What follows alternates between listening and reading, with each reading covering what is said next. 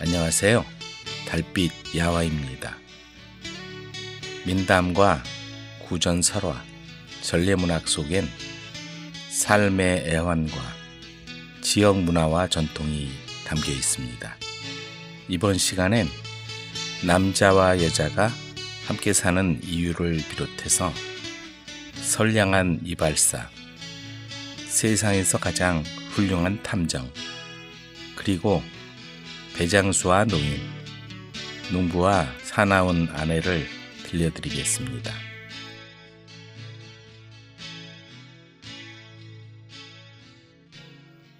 남자와 여자가 함께 사는 이유.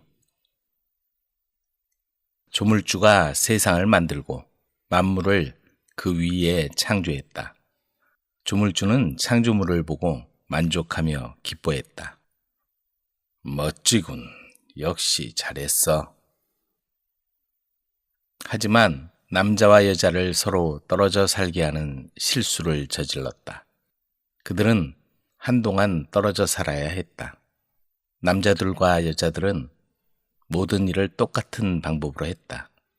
그들은 들소무리를 높은 절벽이 있는 곳까지 몰아가서 떨어져 죽은 들소를 잡아서 먹었다. 먹을 만한 다른 것들을 아직 발견하지 못했기 때문에 그것이 유일한 식량이었다. 시간이 흐르자 남자들은 활과 화살을 만드는 법을 익혔다. 여자들은 들소 가죽을 무두질해서 천막을 만드는 법을 배웠고, 가시가 많은 아프리카산 돼지인 호저털로 장식한 근사한 옷도 만들어 입었다. 어느 날 조물주가 생각했다. 오, 큰 실수를 저질렀군. 남자와 여자를 떨어져 살게 하다니 말이야. 그들에게 더 큰 즐거움과 기쁨과 활력을 더 많이 느낄 수 있도록 해야겠어. 남자와 여자를 맺어주고 뭔가 즐겁고 좋은 감정을 불어넣어줘야지. 그렇지 않으면 사는 게 시들해져 재미없고 남자들은 정말 필요한 일에 집중하지 못할 테니까. 남자와 여자들에게 새로운 흥미거리를 찾도록 해야겠어. 조물주는 남자 족장이 자는 틈을 이용해 그의 가슴에 하트를 집어넣었다. 그 이후로 남자 족장은 가슴 한구석에 허전함이 느껴졌다. 이상하군. 뭔가 텅 비어있는 느낌이야. 그게 뭐지? 남자 족장은 몇 날 며칠을 생각한 끝에 그게 뭔지 찾아보기로 했다. 그는 길을 떠난 지 나흘 후 마을을 이루며 사는 여자들을 보게 되었고, 나무 뒤에 숨어서 살며시 지켜보았다. 여자들을 보자 족장은 마음이 설렜다. 지금까지 한 번도 이런 적이 없었는데. 호, 저 여자들 정말 멋지군. 저들과 함께 살아보고 싶어. 들소 가죽을 무두질해서 근사한 천막집을 지었군. 남자들은 고작 동물의 꼬리털로 얼기설기 하늘만 가리거나 거칠고 냄새나는 가죽만 덮고 잘 뿐인데, 여자들이 입은 멋진 옷 좀 봐. 남자들은 허리에 털가죽 몇 조각만 두르고 있는데, 정말 여자들이 남자들과 살면서 천막을 짓고 멋진 옷을 만들어주면 얼마나 좋겠어. 당장 가서 남자들의 의견을 물어봐야겠군. 족장은 돌아와서 자신이 본 걸 남자들에게 말해주었다. 여자들이 가진 유용하고 아름다운 것들에 대해서 말하자 한 남자가 입을 열었다. 거기로 가서 여자들과 함께 살아봅시다. 그녀들의 집과 옷만 같이 있는 게 아니야. 뭔가 특별한 게 있어. 여러분이 알지 못하는 즐거운 무언가가 있지. 족장이 말했다. 남자들의 마을에서 이런 일이 일어나고 있을 때 여자들 마을의 족장은 남자 족장이 주변을 어슬렁거린 흔적을 발견했다. 그녀는 젊은 여자에게 그 흔적을 쫓아가서 조사하라고 시켰다. 젊은 여자는 남자들의 마을 근처에 도착해서 몸을 숨기고 상황을 지켜보았다. 그런 다음 서둘러 여자들에게 돌아와 알렸다. 여러분! 인간들이 사는 마을이 저 너머에 또 있어요. 우리와는 달리 더 크고 힘이 세 보였어요. 그들은 날카로운 막대기를 가지고 있어서 우리가 얻지 못하는 사냥감을 쉽게 잡아요. 그들은 굶주리는 일이 없어요. 그 말을 듣자 여자들이 말했다. 그 낯선 인간들이 이리로 와서 우리를 위해 먹을거리를 잡아주면 좋을 텐데. 여자들이 회의를 마쳤을 때 남자들은 벌써 여자들의 마을을 향해 언덕을 넘고 있었다. 여자들은 고작 작은 생가죽 조각을 허리에 두른 형편없는 옷차림의 남자들을 보게 되었다. 그들은 남자들의 헝클어진 머리칼을 보았고 씻지 않은 몸에서 나는 냄새도 맡았다. 또한 남자들의 더러운 피부를 보면서 서로 수군거렸다.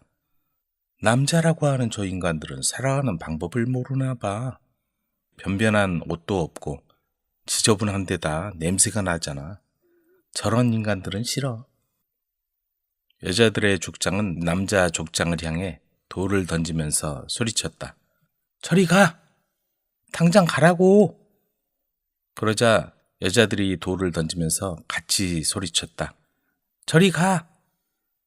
그 모습을 보고 조물주가 생각했다. 저들을 멀리 떨어뜨려 놓는 건 실수가 아니었어. 여자들은 위험해. 정말 위험하군. 여자를 창조하는 게 아니었어. 족장과 남자들은 실망해서 다시 자신들의 마을로 돌아갔다. 남자들이 떠나자 여자 족장은 다른 생각이 들었다. 가엾은 남자들이야. 제대로 아는 건 없지만 우리가 가르칠 수 있을 거야. 그들을 위해서 옷을 만들어줄 수도 있겠지? 옷차림이 형편없다고 무시하는 대신에 우리도 허리에 털가죽 조각을 두르고 볼품없이 차리고 있으면 그들이 다시 돌아오게 될 거야. 한편 남자들의 마을에서는 족장이 이렇게 말했다. 한 번 더 여자들을 만나러 가야겠다. 그래, 또 한 번의 기회를 주는 게 좋겠어. 내가 몰래 가져온 걸 봐라. 족장은 육포와 다른 물건들을 숨겨둔 가방에서 반짝이는 흰사슴 가죽옷을 꺼냈다.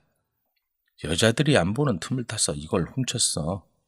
나한텐 너무 작지만 여기에 작은 들소 가죽을 덧대고 저기에 곰의 모피를 덧대서 배 부분을 가릴 수 있게 할 참이야. 깃털을 단 머리 장식을 만들어 쓰고 얼굴에 색칠도 할 거야. 그러면 여자 족장이 나를 새로운 눈으로 바라보겠지? 먼저 내가 혼자 가서 그 족장과 단판을 지을 테니 너희는 내가 일을 잘 마무리할 때까지 뒤에 숨어 있어. 남자 족장은 돌덩어리로 만든 욕조에 뜨거운 물을 가득 담아 한나절 동안 몸을 담가 때를 불려 몸을 깨끗이 씻고 최대한 멋지게 차려입었다. 그는 호수에 비친 자기 모습을 보면서 소리쳤다.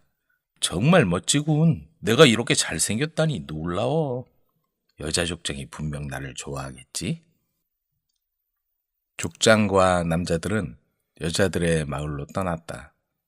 망을 보고 있던 여자가 뒤에서 살금살금 다가오는 남자들을 보았다. 그리고 마을이 내려다 보이는 언덕 꼭대기에 서 있는 남자 족장을 보게 되었다. 그녀는 여자 족장에게 달려갔다. 족장은 다른 여자들과 함께 절벽에서 뛰어내린 들소들을 잡고 있었다.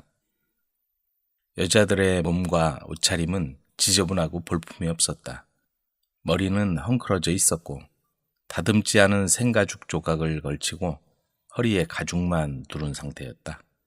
게다가 갓 잡은 짐승고기에서 나는 악취와 핏물로 가죽옷이 뻣뻣해져 있었다.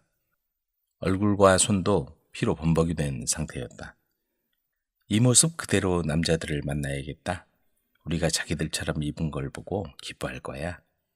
여자 족장이 말했다. 그렇게 해서 여자 족장은 남자 족장이 있는 언덕으로 올라갔고 여자들도 그 뒤를 따랐다. 남자 족장은 여자 족장이 짐승을 잡던 옷차림 그대로 날카로운 칼을 손에 들고 빗질도 안에서 헝클어진 머리를 하고 거기에 서 있는 것을 보자 이렇게 소리쳤다. 이 여자 족장은 정말 못생겼군. 지저분한 넝마 조각을 걸치고 냄새가 진동하는군. 이런 여자들하고는 아무것도 하고 싶지 않아. 다른 여자들도 족장과 똑같아. 역시 우리 남자들은 우리끼리 살아야 해. 그리고는 왔던 길로 되돌아갔다. 다른 남자들도 그의 뒤를 따라갔다. 우리가 완전히 잘못한 것 같은데 저 남자들이 오해하고 있어. 하지만 나는 우리가 그들과 합쳐야 한다는 생각에는 변함이 없어. 그들은 우리가 갖지 못한 뭔가를 가지고 있고 우리는 그들이 갖지 못한 걸 가지고 있으니까 우리를 이해할 수 있도록 마지막으로 한 번 더 노력해보자. 다들 아름답게 꾸미는 거야. 여자 족장이 말했다. 여자들은 강으로 가서 몸을 씻었다. 머리를 감고 잘 빗어서 곱게 닦고 동물의 뼈로 만든 줄과 조개 껍데기로 된 구슬을 달았다. 그리고 부드러운 가죽으로 만든 가장 좋은 옷을 입었다.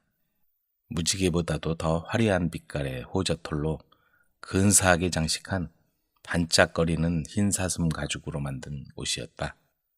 그들은 동물의 뼈와 조개 껍데기로 만든 목걸이를 두르고 역시 조개 껍데기로 만든 팔찌를 손목에 꼈다. 발에는 깃털을 촘촘하게 단 모카신을 신었다.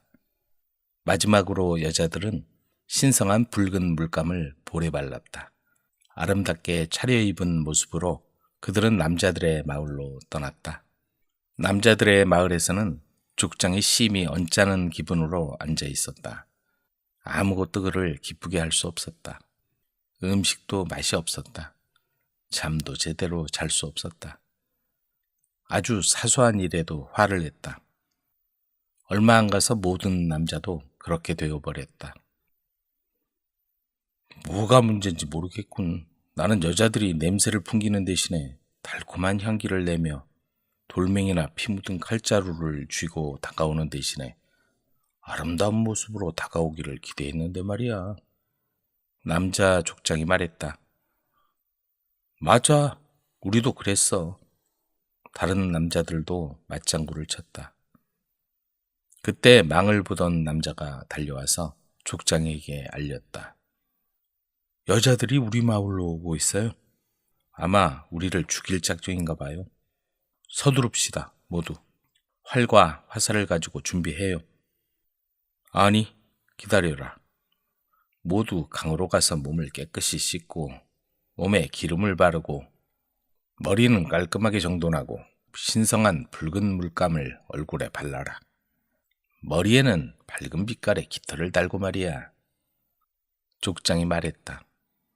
그리고 족장 자신도 여자들의 마을에서 훔쳐와서 전투복으로 고쳐 만든 깃털이 달린 옷을 입었다. 그리고 족장만이 쓰는 훌륭한 머리 장식을 했다. 곰의 발톱으로 만든 목걸이도 걸었다. 차림이 갖추어지자 남자들은 마을 입구에 모여 여자들이 오기를 기다렸다. 여자들이 마침내 도착했다. 그들은 노래를 부르고 있었다. 흰 깃털이 달린 옷은 남자들의 눈을 부시게 했다. 그들의 몸에서는 달콤한 풀향기가 났다. 뺨은 신성한 붉은 물감 때문에 빛이 났다. 족장이 소리쳤다. 이것 봐! 이 여자들은 눈이 부실 정도로 아름답구나. 그들의 노랫소리는 귀를 즐겁게 하는구나. 몸에서는 향기로운 냄새가 나서 황홀할 지경이야. 오, 심장이 두근거려요. 남자들이 말했다. 여자 족장을 만나서 얘기해 봐야겠다. 그녀와 함께 일을 바로잡아 보겠어. 족장이 말했다. 그때 여자 족장은 여자들에게 이렇게 말하고 있었다. 자, 이 남자들은 우리가 생각했던 것만큼 거친 인간들이 아니야. 그들의 투박함은 강인함에서 나오는 거지. 그들의 팔에 있는 근육이 내 눈을 즐겁게 하는구나. 그들의 낮고 깊은 목소리가 내 귀를 감동시킨다. 남자들은 나쁜 인간들이 아니야. 남자 족장은 여자 족장에게 말했다. 조용한 곳에 가서 얘기해 봅시다. 좋아요. 그렇게 해요. 그들은 함께 다른 곳으로 갔다. 여자 족장은 남자 족장을 보자 기분이 좋아졌다.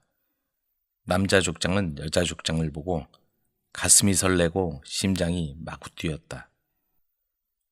우리 지금까지 해본 적 없는 일을 시도해 보도록 합시다. 남자 족장이 여자 족장에게 말했다. 나는 새롭고 즐거운 일에 도전하는 걸 좋아해요. 여자 족장이 대답했다. 그 일을 해보려면 여기 누워야만 할 거요. 아마 그래야겠죠? 여자 족장이 수긍했다. 그들은 자리에 누웠다. 얼마 후 남자 족장이 말했다. 이건 분명히 나한테 일어난 일 중에서 가장 멋진 일이요. 이렇게 멋진 일인 줄 상상도 못했어. 나도 그래요. 여자 족장이 말했다. 이렇게 기분이 좋을 줄은 몰랐어요. 들소의 혀를 먹는 것보다도 훨씬 더 좋아요. 너무 좋아서 뭐라고 표현할 수가 없군요. 자, 가서 다른 이들에게도 알려줍시다. 남자 족장이 말했다. 그들이 마을로 돌아갔을 때 거기에는 아무도 없었다. 모든 남자와 여자들은 벌써 짝을 지어 어디론가 자기들만의 장소로 갔다. 그들에게 이 새로운 일에 대해 미리 알려줄 필요가 없었다. 벌써 그들 스스로 알아냈으니까. 남자들과 여자들이 돌아왔을 때 그들의 얼굴에 미소가 흐르고 있었다. 그들의 눈은 웃고 있었고 입가에도 웃음이 그치지 않았으며 몸은 즐거움에 들썩였다. 여자들은 남자들을 자신들의 마을로 데리고 갔다. 그들은 자신들의 물건과 자신들이 가진 기술을 남자들의 마을로 가지고 왔다.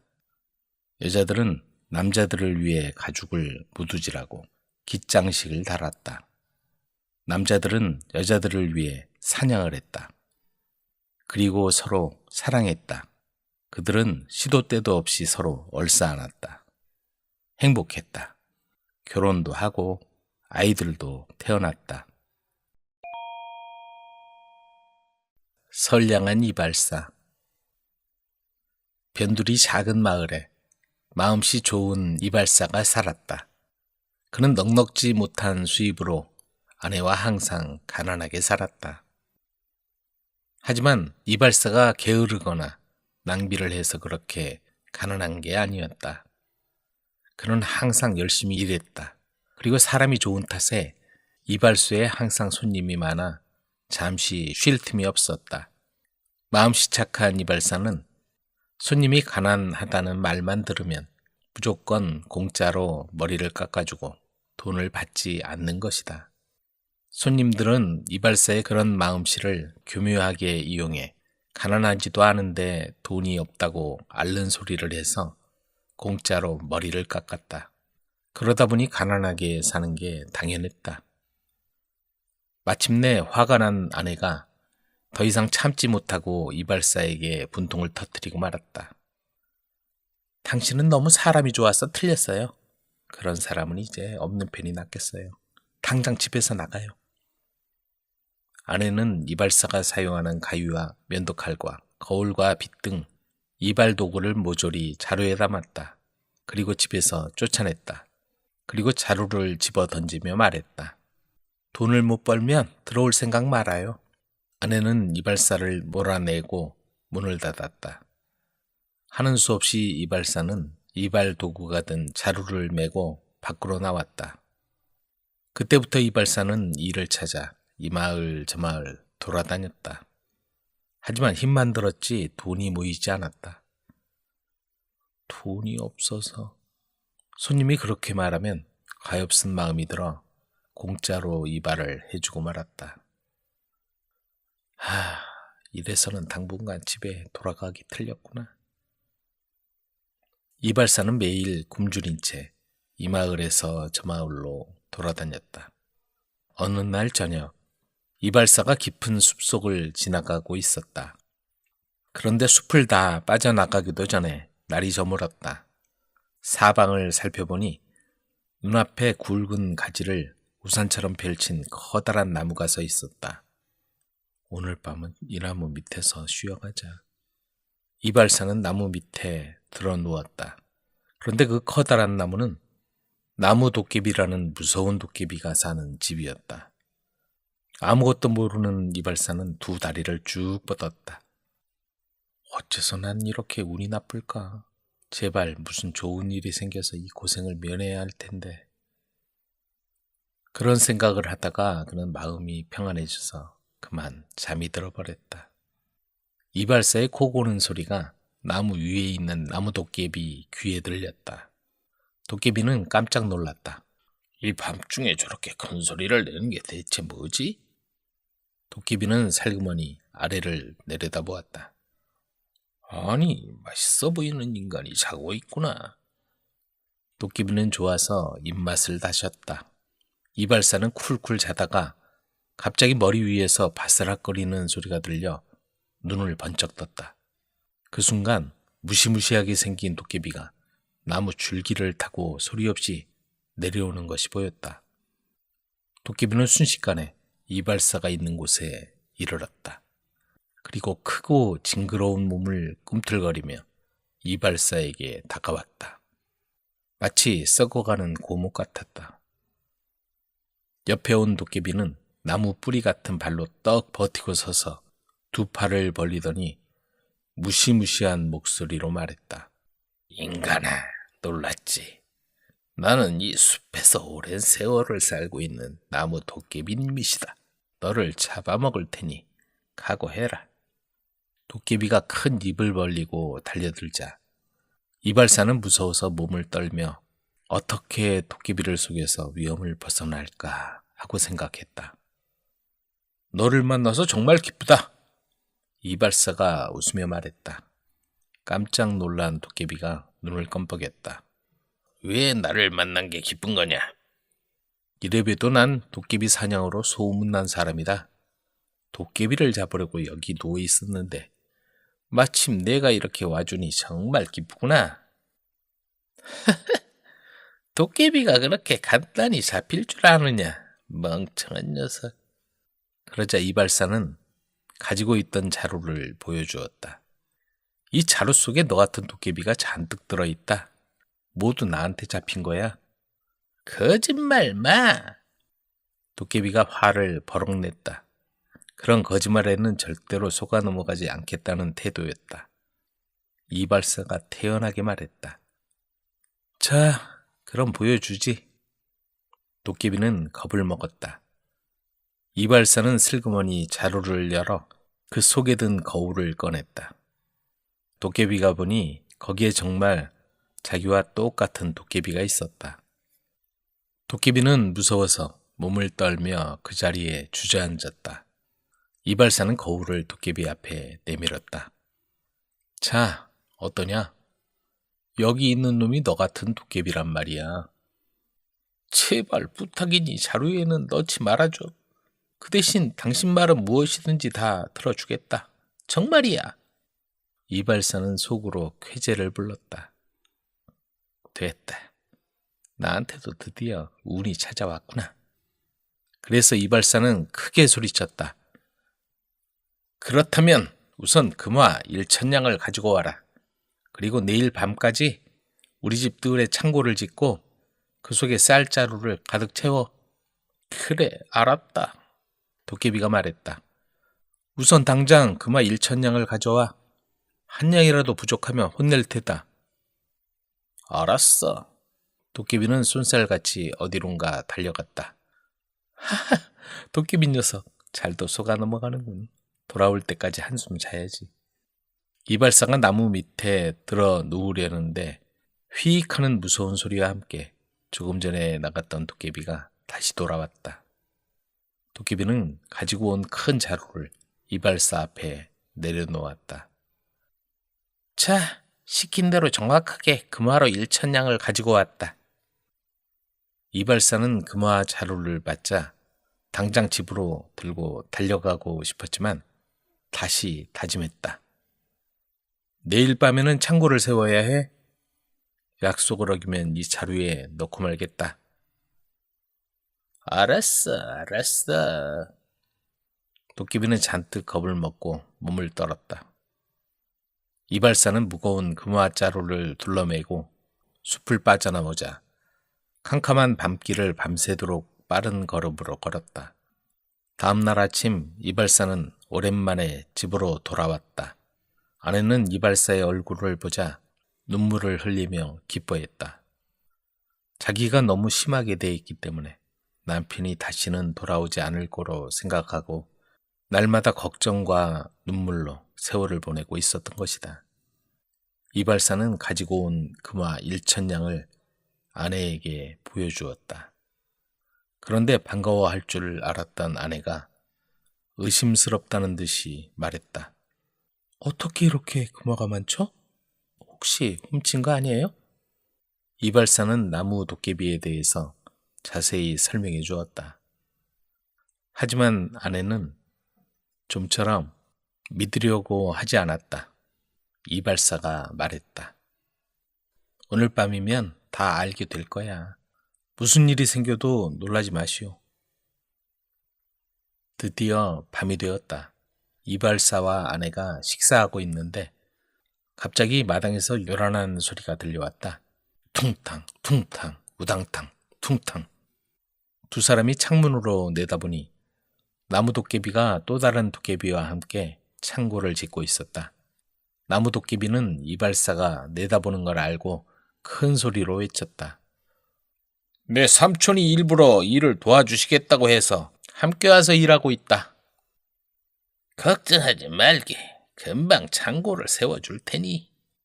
나무 도깨비와 삼촌 도깨비는 순식간에 마당 한복판에 크고 높은 창고를 만들었다.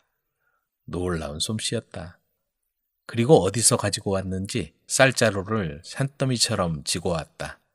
눈 깜짝할 새에 쌀자루가 창고 가득히 쌓였다.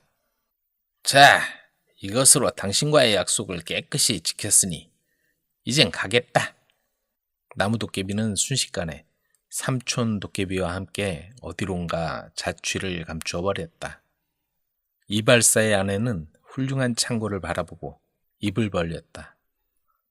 도깨비에게 창고를 짓게 하다니 대단하군요.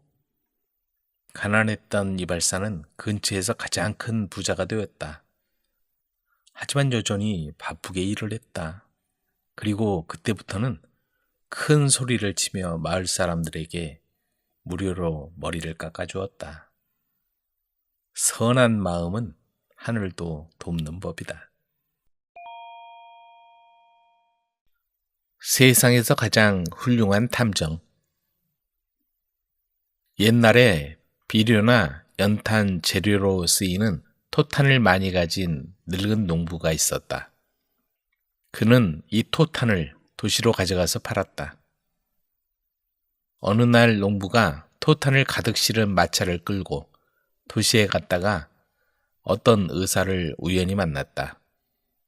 이 존경할 만한 남자는 긴 파이프를 입에 물고 지팡이를 짚고 머리에 의사 모자를 쓰고 당당하게 길을 걸어왔다. 그는 팔 아래 두꺼운 의학 서적을 들고 있었고 길고 헐렁한 망토로 몸을 덮고 있었다. 안녕하시오. 제가 존경하는 의사 선생을 만나다니 영광입니다. 농부는 정중하게 모자를 벗어 예의를 갖추었다. 그 바람에 의사는 토탄을 농부에게서 샀다. 그리고 의사는 돈 대신 농부에게 긴 망토와 파이프와 지팡이, 그리고 의사 모자와 의학 서적을 주었다. 그들은 서로 만족해하며 농부는 의사의 물건을, 의사는 농부의 토탄을 가지고 각자 가던 길로 갔다.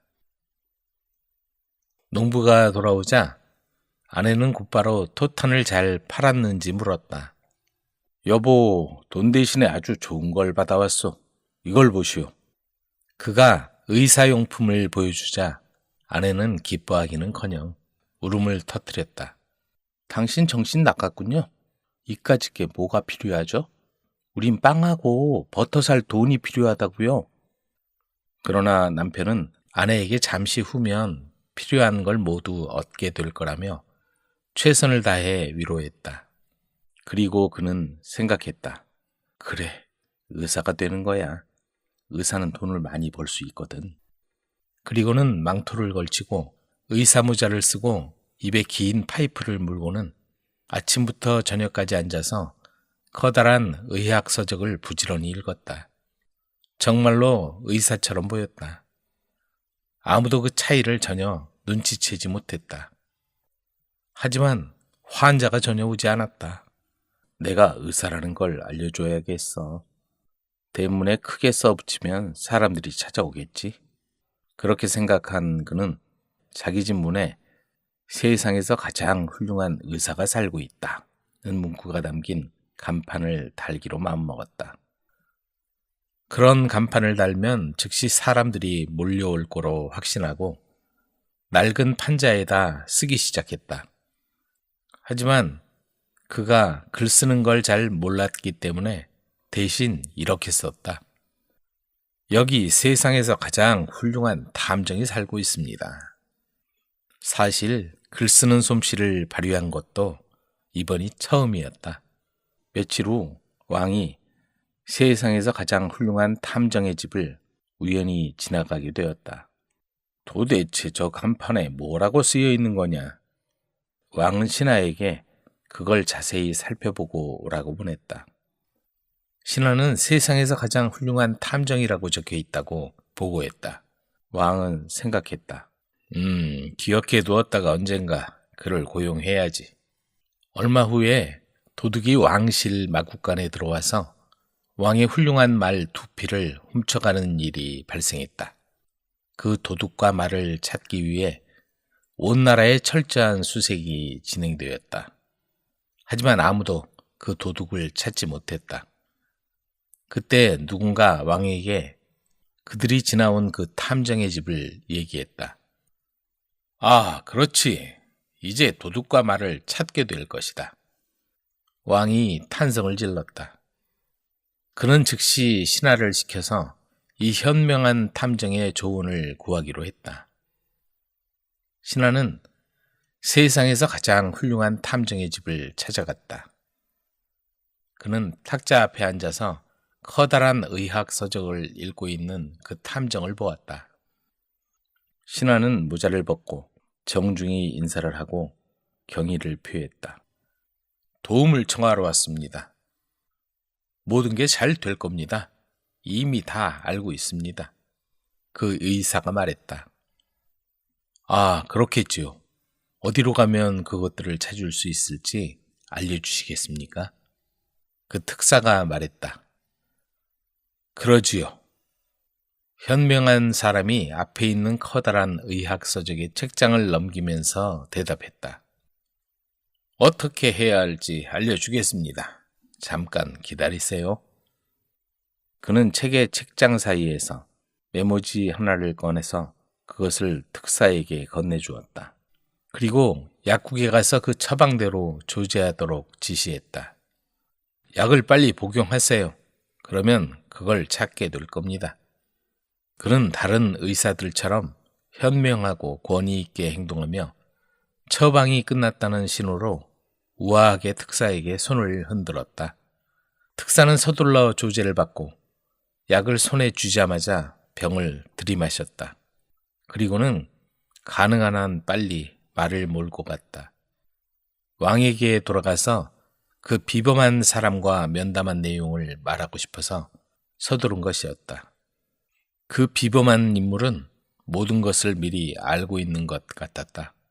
그러나 멀리 가지 않아서 약이 효과를 나타내기 시작했다. 갑자기 그는 심한 두통이 생겨 길가에 있는 집에서 쉬어야 했다. 그는 그곳에서 친절하게 대접을 받았다. 잠깐만 쉬면 될 거로 생각하고는 마당이 보이는 방에서 침대에 누워 있었다. 그러나 두통이 점점 심해졌고 그 불쌍한 사람은 그 현명한 사람과 약을 저주했다. 그러나 그가 불평하고 있을 때 마당 건너편 마구간에서 말 우는 소리가 들렸다. 그는 조용히 일어나 창가로 가서 그 소리를 주의 깊게 들었다. 그 울음소리가 왠지 낯설지 않았다. 그 말이 한 번 더 울었다. 그는 의심이 사라졌고 그와 동시에 두통 또한 완전히 사라지는 듯했다. 그는 조용히 창문을 열어 마당으로 뛰어나갔고 마구간으로 기어들어갔다. 그리고 그것이 도난당한 말이라는 것을 알아차렸고 즉시 풀어주었다. 몇 시간 후에 그는 왕 앞에 섰다. 왕은 그 위대한 탐정에게 어떻게 칭찬하고 보답해야 할지 한참 생각했다. 물론 탐정에게 아무것도 숨길 수도 없었다. 왕은 시간을 지체하지 않고 존경과 고마움의 표시로 그에게 많은 상금을 주었다. 의사는 돈을 받고 아내에게 의사란 직업이 아주 쉬운 것 같다고 말했다. 그러던 어느 날 공주의 아름다운 금반지가 도난당했다. 부지런히 찾아봤지만 도둑과 함께 사라진 것 같았다. 드디어 왕은 그 위대한 탐정에게 조언을 구하려고 특사를 보냈다. 전 모든 걸 알고 있습니다. 그는 앞에 서 있는 특사에게 정중히 몸을 숙이며 말했다. 기꺼이 가겠습니다. 그래서 그는 완벽한 의사 복장을 갖추고 아내를 동반하고 마차를 탔다. 그리고 그들은 왕실로 달려갔다. 왕은 마중 나와서 존경스러운 부부를 위해 마차문을 열고 정중히 인사하며 상냥하게 대했다. 왕은 그들을 저녁 식사에 초대했다. 다음 날 그들은 반지를 찾기 시작했다. 식탁은 훌륭하고 화려했다. 의사는 아내에게 얼마나 많은 음식을 먹었는지 기억해야 한다고 속삭였다. 모두 앉았을 때 문이 열리고 시종이 첫 번째 음식을 가지고 들어왔다. 현명한 남자는 아내를 보고는 끄덕이면서 말했다. 이게 첫 번째야. 그는 시종의 안색이 백지장처럼 창백하게 변한 것을 보지 못했다. 사실 그 모습을 아무도 보지 못했다. 그는 앞에 놓인 훌륭한 음식들을 먹느라 정신이 없었다. 그러나 시종은 몹시 놀라서 부엌으로 돌아가기 전에 그 위대한 탐정의 의자 뒤에 멈추어서 주의를 끌려고 탐정의 소매를 잡아당겼다. 그러나 아무 반응이 없었다. 놀란 남자는 부엌으로 돌아갈 수밖에 없었다. 그는 그 도둑 중 하나였고 다른 두 시종과 함께 반지를 훔쳐서 왕실의 정원, 사과나무 밑에 묻어두었다. 그는 두려워서 얼굴이 창백해졌고 덜덜 떨며 두 친구에게 말했다. 그 위대한 탐정이 그의 아내에게 어떻게 말했는지를 말이다. 물론 이게 첫 번째야 하고 한 말을 첫 번째 도둑을 의미한다고 받아들인 것이었다. 두 번째 시종이 다음 음식을 나를 때 그 두 친구는 그 현명한 남자한테 부엌으로 잠시 들어와 달라고 말하라고 했다. 자기들 목숨을 살려달라고 설득할 생각이었다. 그 하인이 식당에 들어갔을 때 의사가 아내에게 말했다. 이게 두 번째야. 그녀가 끄덕였다.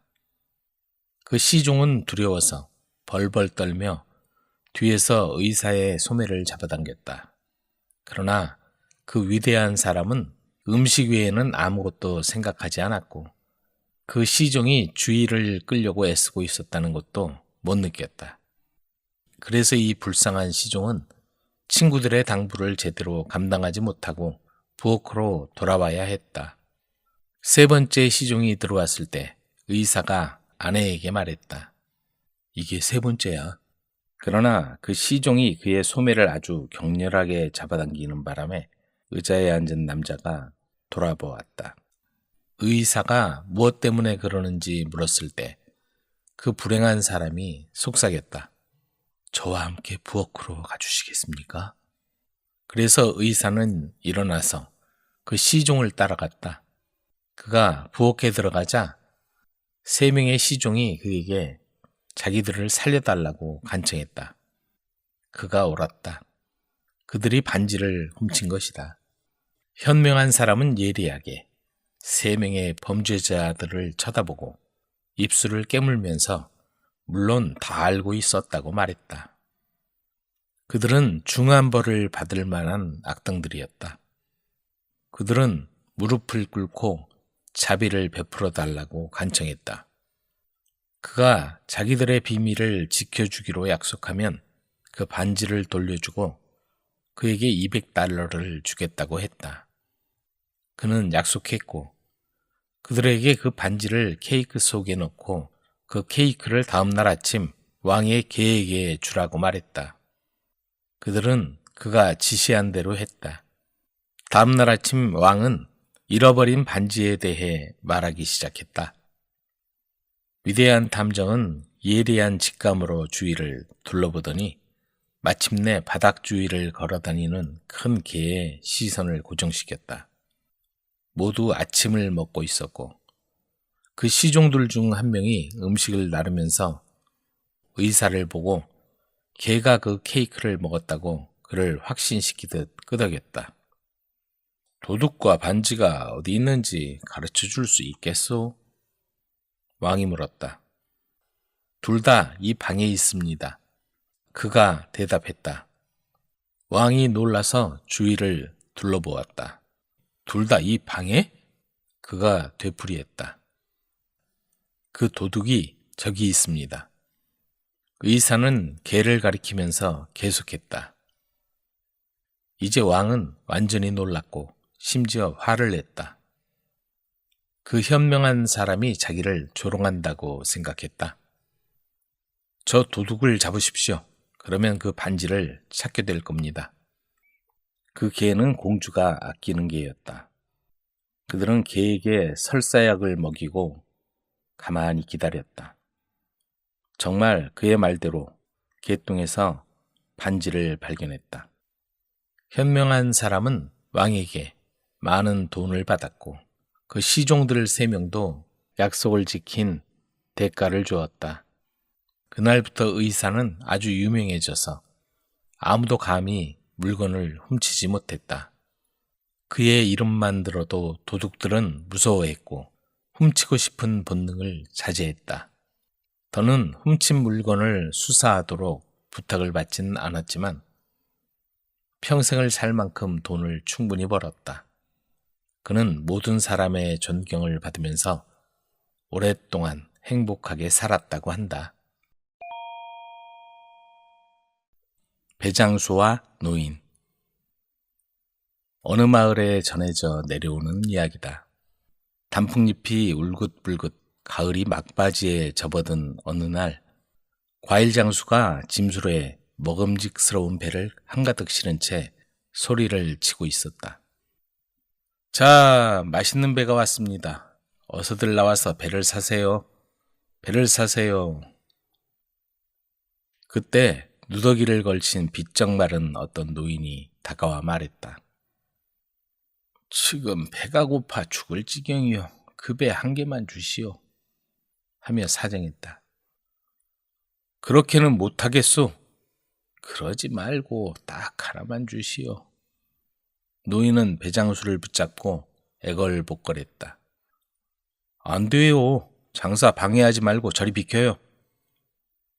배장수는 노인을 밀어버렸다. 그때 지나가던 사람이 한마디 거들었다. 굉장한 구두쇠군. 영감이 가엾지도 않소. 배장수와 노인이 옥신각신하는 것을 보고 구경하던 사람들은 배를 한 개 사서 노인에게 주었다. 고맙소. 정말 고맙소. 노인은 몇 번씩이나 인사를 하고서 순식간에 배를 먹어치웠다. 그리고는 씨를 손바닥에 놓고 말했다. 나는 배가 먹고 싶었던 게 아니라 이 씨가 필요했던 거요. 이제 씨를 심어서 여러분께 대접해드리겠소이다. 그렇게 말하더니 노인은 땅에 구멍을 파더니 거기에 배씨를 심었다. 이제 됐군요. 누구든지 물 한 바가지만 가져다 주시오. 근처에 사는 사람이 물 한 바가지를 들고 오자 노인은 그것을 받아 씨를 묻은 자리에 부었다. 그러자 금방 땅에서 싹이 트더니 순식간에 큰 나무로 자랐다. 그리고 잎이 돋고 꽃이 피더니 탐스러운 배가 주렁주렁 열리는 것이었다. 세상에 저럴 수가. 그 광경을 지켜보고 있던 사람들은 너무도 신기해서 입을 딱 벌린 채 담을 줄 몰랐다. 자, 여러분, 마음대로 드시오. 노인은 배나무에서 열린 배를 따서 거기에 모인 사람들에게 나눠주었다.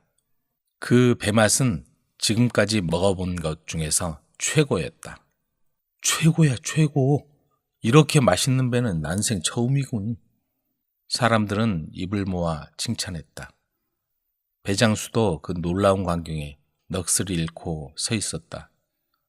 노인은 나무에 열려있는 배를 사람들에게 다 나눠주었다.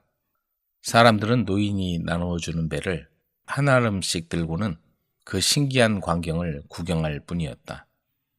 마침내 열려있던 배가 다 없어지자 노인은 도끼로 배나무를 베어 그것을 어깨에 메고 사라졌다. 그런데 이게 웬일인가? 눈 깜짝할 사이에 짐수레에 쌓여있던 배장수의 배가 흔적도 없이 사라진 것이다. 이럴 수가. 그 노인은 남을 도와주지 않는 사람을 혼내주러 온 모양이야. 모여있던 사람들은 여기저기서 수군거렸다. 가엾은 배장수는 멍하니 서서 빈수레만 바라보고 있었다. 그 노인이 내 배를 다 가져갔어. 배 하나만 달라고 사정할 때 줄걸. 배장수는 땅을 치며 후회했지만 이젠 소용이 없었다.